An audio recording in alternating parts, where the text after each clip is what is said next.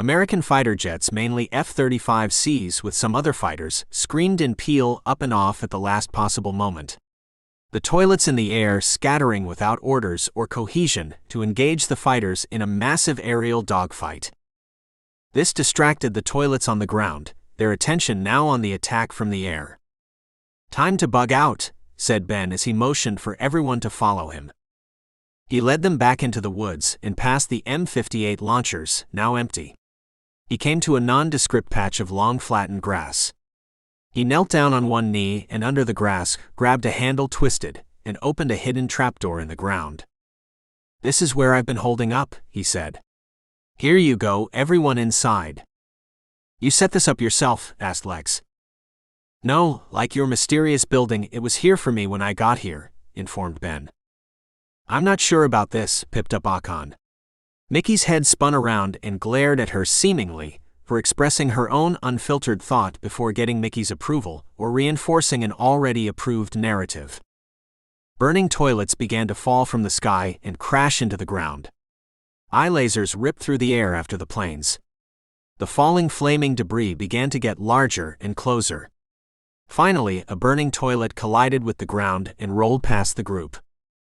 "You can all wait outside if you want, but I'm going inside," said Ben. Akon nodded, ready to enter. Mickey pointed to the hole, ordering her soldiers forward.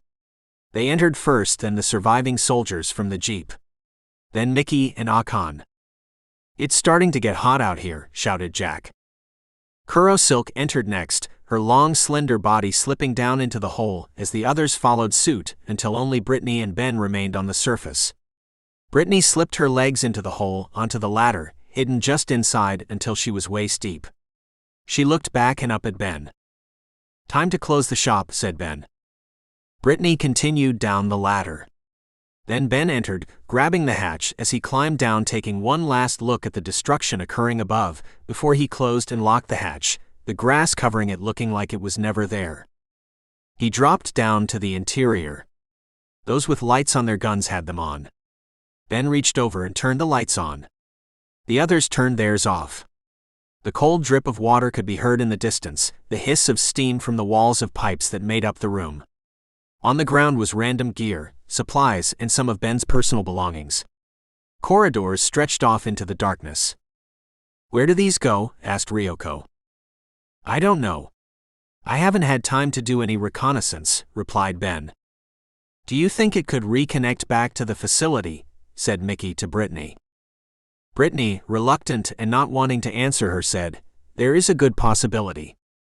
The ground above them began to tremble and shake as the fallen began to crash down.